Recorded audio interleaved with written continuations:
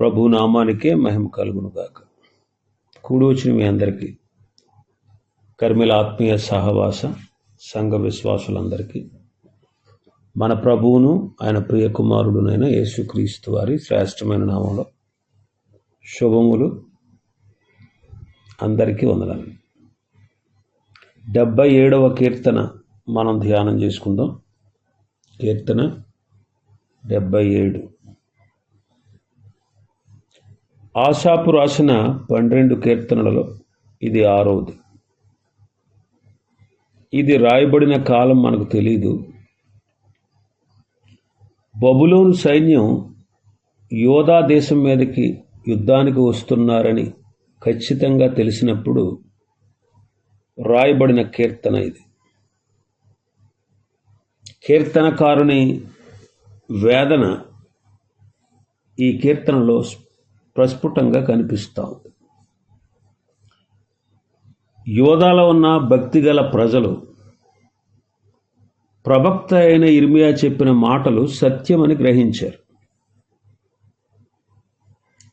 కల్దీయులు వస్తున్నారని,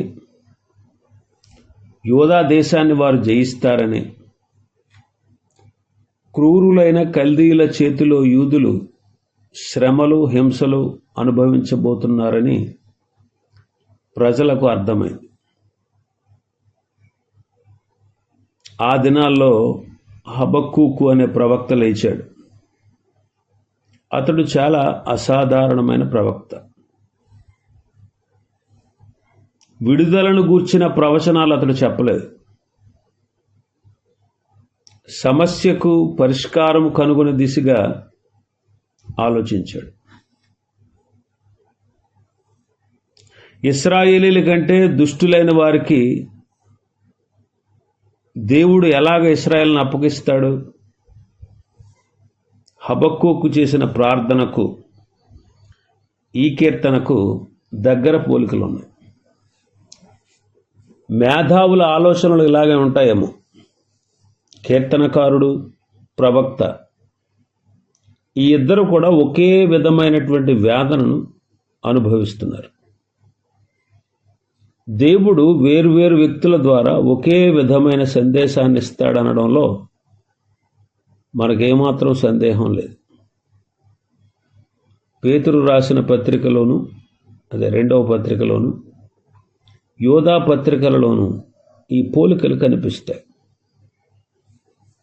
దేవుడు ఇశ్రాయేలు రాజ్యాన్ని శిక్షించిన విధముగానే యోధా రాజ్యాన్ని కూడా శిక్షించబోతున్నాడని గ్రహించిన భక్తిగల హెబ్రీయుడు ఈ కీర్తన రాశాడు. అతని మనస్సు వేదనతో, బాధతో నిండిపోయింది. దీనిలో ఉపయోగించిన భాష, పదాలు మనం కూడా మన వ్యక్తిగత పరిస్థితులను బట్టి ప్రార్థన చేసేటప్పుడు మనం ఉపయోగించవచ్చు. మొదటిది నిట్టూర్పు. మొదటి 9 వచనాలు మనం చూస్తే నిట్టూర్పు. కీర్తనకారుడు ప్రార్థన చేస్తున్నాడు. మొదటి వచనం చదివితే, నేను ఎలుగెత్తి దేవునికి మొర్రపెట్టుదును, ఆయనకు మనవి చేయుదును. దేవుడు నాకు చెవియొగ్గు వరకు నేను ఎలుగెత్తి ఆయనకు మనవి చేయుదును. దేవుడు ప్రార్థన వినడని కీర్తనకారుని ఉద్దేశం కాదు, కానీ దేవుడు జవాబు ఇవ్వడం లేదనేటువంటి బాధ అతనికి ఉంది. మనందరికీ కూడా ఇటువంటి అనుభవం ఉంటుంది. దేవుని స్వరము ద్వారా కానీ, వాక్యము ద్వారా కానీ, లేక హిజ్కియా దగ్గరకు యెషయాను పంపినట్లుగా ఒక ప్రత్యేకమైన వ్యక్తి ద్వారా కానీ మనకు జవాబు పంపాలని మనం కూడా కోరుకుంటూ ఉంటాం. సమస్య తీవ్రత ఎంత ఎక్కువగా ఉంటే మన ఆతృత కూడా అంత ఎక్కువగా ఉంటుంది. అయితే దేవుడు అరుదుగా అలా చేస్తాడు. మనం ప్రార్థన చేస్తే వింటానని దేవుడే స్వయంగా వాగ్దానం చేశాడు. కానీ జవాబు కొన్నిసార్లు రావడం లేదు. దేవుడు దురుసుగా ఉండడు. అనాలోచనగా, నిర్లక్ష్యంగా, నిరాసక్తగా ఉండడు. మనం ఆయనతో మాట్లాడుతూ ఉంటే ఆయన ఎంతో సంతోషిస్తాడు. మరి ఎందుకు జవాబు ఇవ్వడం? ఆయన మెల్లని స్వరంతో మాట్లాడతాడు, అది మనం వినం. మనం మన పనుల్లో, ఆలోచనలో పడిపోయి ఆయన ఇస్తున్న జవాబును మనం చాలాసార్లు వినం. 2వ వచనంలో అంటాడు, నా ఆపత్కాలమందు నేను ప్రభువును వెదకి తిని, రాత్రి వేళ నా చెయ్యి వెనుకకు తీయకుండా చాపబడి ఉన్నది, నా ప్రాణము ఓదార్పు పొందనొల్లకై ఉన్నది. అతడి చేతులు ఆకాశము తట్టు చాపబడి ఉన్నాయి. మనం కూడా భరించలేని వేదనలో ఉన్నప్పుడు ఇలాగ ప్రార్థన చేస్తాం. నిరాశలో కొట్టుకుపోతున్నప్పుడు ఎలుగెత్తి మొరపెడతాం. అయినా కొన్నిసార్లు జవాబు రాదు. మరి దేవుడు గుడ్డివాడు, చెవిటివాడు కాదు కదా. అయితే జవాబు ఆయన ఇవ్వకపోవడానికి అతి గొప్ప కారణం తప్పక ఉండే ఉంటుంది.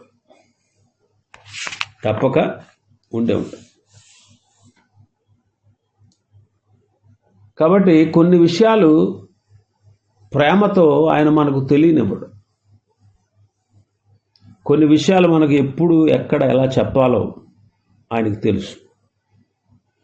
3వ వచనాన్ని చూస్తే, దేవుని జ్ఞాపకం చేసుకున్నప్పుడు నేను నిట్టూర్పు విడుచుచున్నాను, నేను ధ్యానించినప్పుడు నా ఆత్మ నాలో కృంగిపోవచ్చున్నది.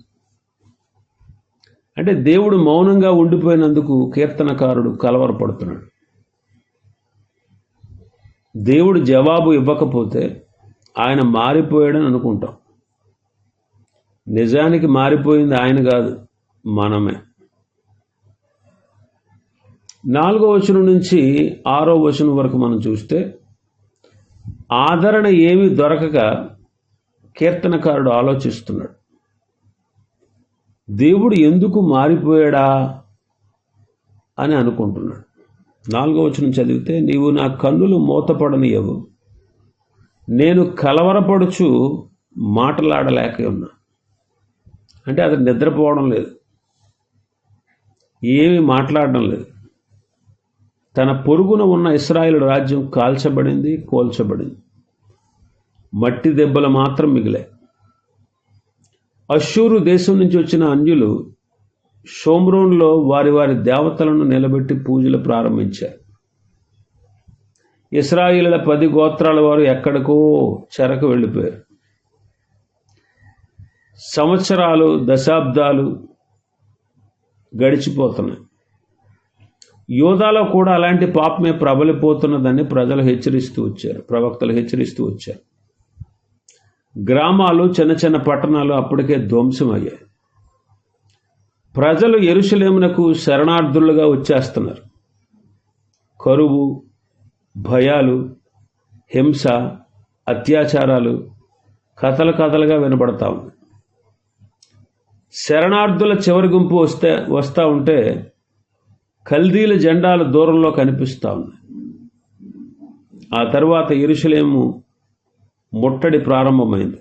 పట్టణంలో కరువు వచ్చింది.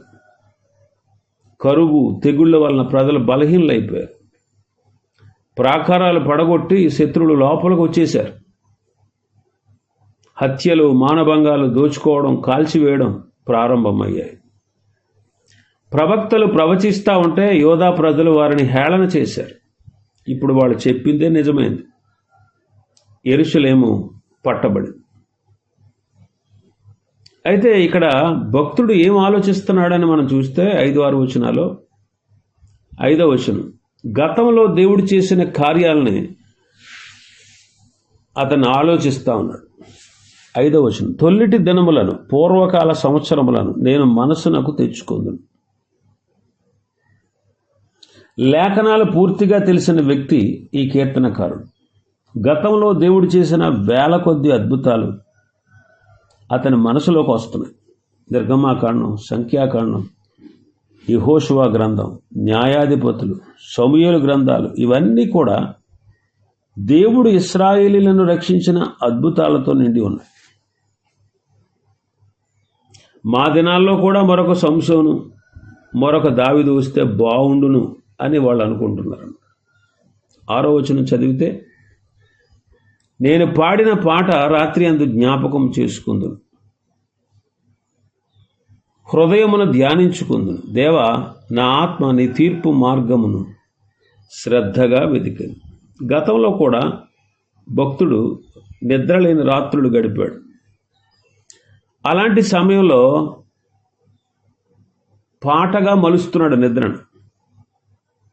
అయితే ఇప్పుడు పరిస్థితి మారిపోయింది. చీకటి పడుతుంటే ఎన్నో భయాలు, ఆందోళనలు చుట్టుముడుతున్నాయి. ఇంకా మనం చూస్తే కీర్తనకారుడు వెతుకుచున్నాడు. 7వ వచనం నుంచి 9వ వచనం వరకు కీర్తనకారుడు కొన్ని ప్రశ్నలు వేస్తున్నాడు, వాటి జవాబులు వెతుకుతున్నాడు. ప్రభు నిత్యము విడనాడునా? దేవుడు మారిపోయాడా? ఆయనకు కోపం వచ్చిందా? ఇలా ప్రశ్నిస్తూ ఉన్నాడు. ఇక్కడ మనం దేవుణ్ణి అవమానపరుస్తున్నాడు కదా, అగౌరవపరుస్తున్నాడు కదా భక్తుడు అని మనం అనుకోవచ్చు. జవాబు లేని ప్రశ్నలు మన విశ్వాసం యొక్క పునాదిని కదిల్చి వేస్తూ ఉంటే మనం కూడా కొన్నిసార్లు అలాగే మాట్లాడతాం. అనుమానాలతో సాతాను మనల్ని హింసిస్తాడు. ఒక ఉజ్జీవ సభలో యోహాను సువార్త 3:16 వాక్యం మీద ప్రసంగాన్ని చేసినప్పుడు విన్నటువంటి ఒక వృద్ధురాలు మారు మనసు పొందిందంట. ఆ రాత్రి ఆమె పడుకోబోతుంటే చాలా అనుమానాలు ఆమెలో చెలరేగాయి. సాతాను దగ్గరుండే అలాంటి అనుమానాలను మనకు పుట్టిస్తూ ఉంటాడు. సాతాను చీకటిలో ఉంటాడు. ఆమె మంచం వెనక అంతా చీకటిగా ఉందంట. ఆమె బైబిల్ తెరిచి యోహాను సువార్త 3:16 మీద తన వేళ్లు పెట్టి ఆ చీకటి వైపు చూపిస్తూ, ఇదిగో ఈ వాక్యం నువ్వు కూడా చదువు అని బైబిల్ను చీకటి వైపు చూపించిందంట. సాతాను కొన్ని అనుమానాలను మనకి పుట్టిస్తూ ఉంటాడు, మనల్ని హింసిస్తాడు అనమాట అనుమానాలతో. 7-8 వచనాలు మనం చూస్తే, దేవుడు శాశ్వతంగా విడిచిపెట్టేశాడా తన ప్రజల్ని అనిపిస్తుంది. కీర్తనకారుడు సాధారణమైన ప్రశ్నలే వేస్తున్నాడు. దేవుడు శాశ్వతంగా విడనాడునా? నిత్యము విడనాడునా? ఆయన ఇక ఎన్నడూ కటాక్షించడా? ఆయన కృప ఎన్నటికీ లేకుండా మానిపోయినా, ఆయన సెలవిచ్చిన మాట తరతరములకు తప్పిపోయినా, ఆయన కటాక్షింపక మానిన, ఆయన కోపించి వాత్సల్యత చూపకుండునా?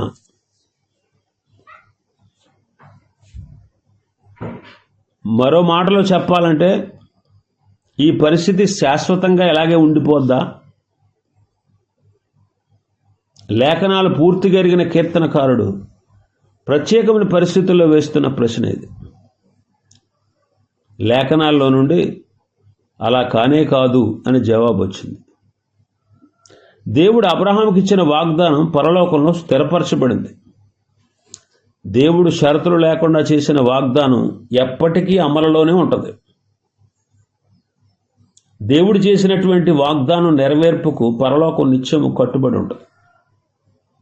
9వ వచనాన్ని మనం చదివితే కీర్తనకారుడు ఇంకా ప్రశ్నిస్తూనే ఉన్నాడు. దేవుడు కటాక్షింపక మానిన, ఆయన కోపించి వాత్సల్యం చూపకుండునా అంటాడు. పరిస్థితులను బట్టి కీర్తనకారుడికి ఎంత కలవరం ఉన్నా దేవుని కృపా వాత్సల్యాల మీద తన విశ్వాసాన్ని నిలబెట్టి ధైర్యంగా విశ్వాసంలో తొట్టుపడకుండా నిలిచాడు. 10 గోత్రాల వారి నాశనం ఎంత ఘోరంగా జరిగిందంటే అప్పటికే వారు లెక్కలోకి రావడం లేదు. యూదులు కొద్దిమంది మాత్రమే శేషంగా మిగిలారు. దేవుడు వీరిని కూడా నాశనం చేయబోతున్నాడా అని భక్తుని యొక్క అనుమానం అన్నమాట. ఈ కీర్తన మొదటి భాగం నిట్టూర్పులతో మొదలై ప్రశ్నలతో ముగిసింది. అయితే 10వ వచనం మార్పు తెచ్చింది. నిట్టూర్పు కీర్తనగా మారిపోయింది. కీర్తనకారుని హృదయంలో అద్భుతం జరిగింది. 10వ వచనం నుంచి 20వ వచనం వరకు మనం చూస్తే, సందేహాలు ప్రశ్నలు వెంటాడుతున్న కీర్తనకారుడు గతంలో దేవుడు చేసిన గొప్ప కార్యాలు తలంచుకొని విశ్వాసంలో స్థిరంగా ఉన్నాడు. 10-11 వచనాలు చూస్తే, అందుకు నేను ఇలాగనుకొనుచున్నాను, మహోన్నతుని దక్షిణ హస్తము మార్పు నొందినట్టుకు నాకు కలిగిన శ్రమయే కారణం.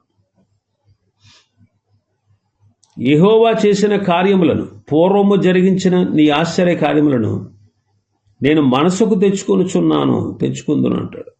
ఎంతవరకు నిట్టూర్పుతో పాట పాడాడు. ఇప్పుడు గతంలో ఆయన చేసినటువంటి క్రియలను జ్ఞాపకం చేసుకుంటున్నాడు. దేవుని గొప్పతనాన్ని తలంచుకుంటున్నాడు.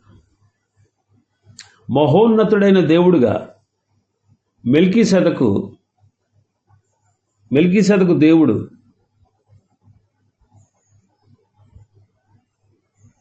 ఆయనకు దేవుడని అబ్రహాముకు తెలియపరచబడ్డాడు. అందుకే మెల్కీసెదకు అబ్రహాముతో అంటాడు, ఆకాశమునకు భూమికి సృష్టికర్త అయిన దేవుడు అంటాడు. అంటే ఎలియోన్ అంటే ఆకాశమునకు భూమికి సృష్టికర్త అనే పేరుతో అబ్రహాముకి మెల్కీసెదకు ద్వారా తెలియపరచబడ్డాడు.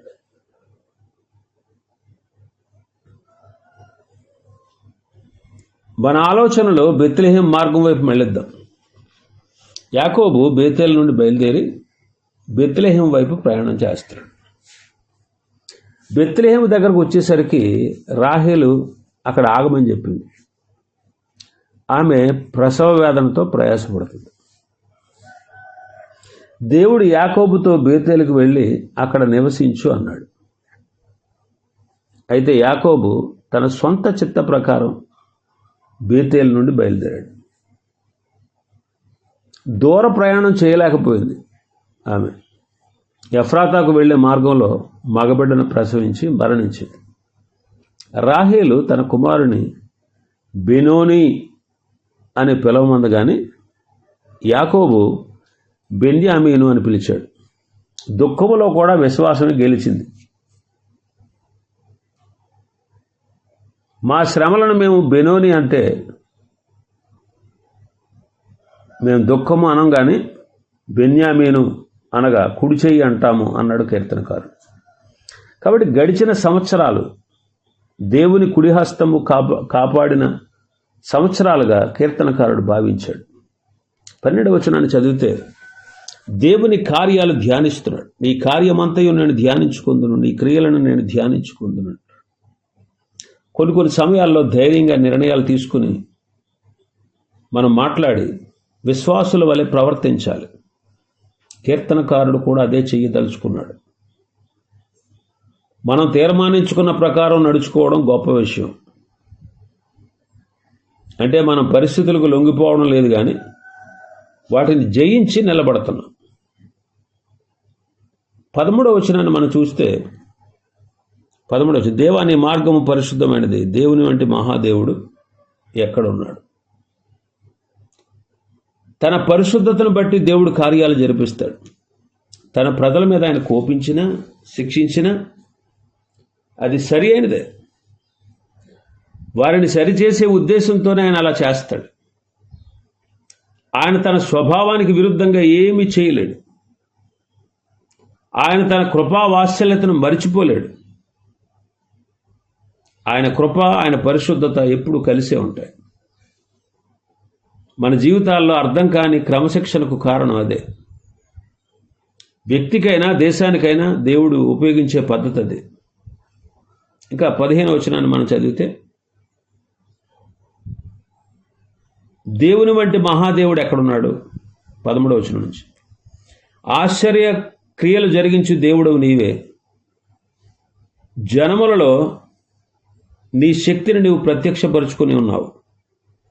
నీ బాహుబలం చేత యాకోబు యోసేపు సంతతి వారగు నీ ప్రజలను నీవు విమోచించి ఉన్నావు. పరిష్కారం ఉంది. ఆయన నిర్దయగా ఉండలేనంత ప్రేమ గలవాడు, తప్పు చేయలేనంత మంచివాడు, పొరపాట్లు చేయనంత జ్ఞానవంతుడు. అంతేకాదు ఎవరూ ఆయనను ఏమీ చేయలేనంత శక్తి గలవాడు. దేవుడే. ఆయన పరిపాలించే దేవుడు. ఆయన పాలిస్తున్నాడు గనుక ఆశ్చర్యకార్యాలు చేస్తున్నాడు. ఆయన విడిపిస్తాడు గనుక భయపడవలసిన, సందేహపడవలసిన అవసరత మనకు లేదు. ఇంకా మనం చూస్తే 16వ వచనం నుంచి 20వ వచనం వరకు మనం చూస్తే భక్తుని యొక్క, కీర్తనకారుని యొక్క జ్ఞాపక శక్తి చురుగ్గా ఉంది. చరిత్రను జ్ఞాపకం చేసుకుంటున్నాడు. గతంలో దేవుడు ఎలా విడిపించాడు, ఎలా నడిపించాడు అది గుర్తు చేసుకుంటున్నాడు. 16వ వచనం చదివితే, దేవా జలములు నిన్ను చూచెను, జలములు నిన్ను చూచి దిగులు పడెను, అగాధ జలములు గజగజలాడెను, మేఘరాశులు నీళ్లు దెంబరించెను, అంతరిక్షము ఘోషించెను, నీ బాణములు నలుదిక్కులా పారెను, నీ ఉరుముల ధ్వని సుడిగాలను మ్రోగెను, మెరుపులు లోకమును ప్రకాశింపచేసెను, భూమి వణికి కంపించెను, నీ మార్గము సముద్రములో ఉండెను, నీ త్రావులు మహాజలములలో ఉండెను, నీ అడుగు జాడలు గుర్తింపబడకుండే. గతంలో దేవుడు తన ప్రజలను బలమైన చేతితో అద్భుత రీతిగా విడిపించాడు. జలములు నిన్ను చూచెను, జలములు నిన్ను చూచి దిగులు పడెను, అగాధ జలములు గజగజలాడెను. కీర్తనకారుడు ఇశ్రాయేలు ఐగుప్తులో నుండి అద్భుతమైన రీతిలో విడిపించబడ్డాన్ని గుర్తు చేసుకుంటున్నాడు. అప్పుడు విడిపించిన దేవుడు ఇప్పుడు కూడా విడిపిస్తాడనే విశ్వాసం కలిగి ఉన్నాడు.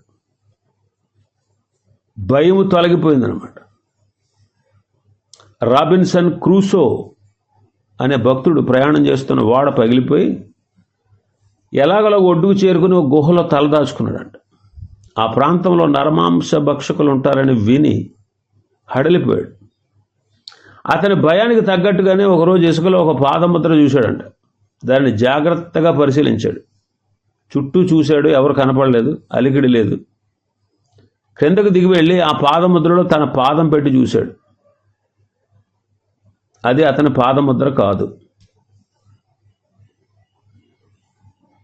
మనసులోకి కొన్ని బైబిల్ వాక్యాలు వచ్చి కొంతవరకు భయం తగ్గినా పూర్తిగా మాత్రం అతనికి భయం పోలేదు. అయితే చివరికి అతడు దేవుని మీద భారం వేశాక అతడి భయం తగ్గింది. కొన్నిసార్లు దేవుడు తన పాదముద్రలు అందరికీ కనబడేలాగా విడిచిపెడతాడు. మరికొన్నిసార్లు తన పాదాన్ని స్థిరంగా నిలబెడతాడు. కొన్నిసార్లు ఆయన తన అడుగులు కనబడినప్పుడు మనం జాగ్రత్తగా పరిశీలించి చూసి ఆయన కార్యం జరిగిస్తున్నాడని మనం తెలుసుకోవాలి. కొద్దిమంది మాట్లాడుతూ ఉంటారు, ప్రకృతి సిద్ధంగా, సహజ సిద్ధంగా అనే మాటలు వాడుతూ ఉంటారు. అయితే ప్రకృతికి నియమాలు పెట్టినవాడు దేవుడే అన్న విషయాన్ని వాళ్ళు మర్చిపోతూ ఉంటారు. కాబట్టి గతంలో దేవుడు ఎలా నడిపించాడో అది గుర్తు చేసుకుంటున్నాడు. 20వ వచనం చదివితే, మోషే అహరోనుల చేత నీ ప్రజలను మందవలే నడిపించితివి అంటున్నాడు. ఈ కీర్తన అకస్మాత్తుగా ముగించబడింది. ఇక చెప్పడానికి ఇంకా ఈ కీర్తనలో ఏమీ లేదు.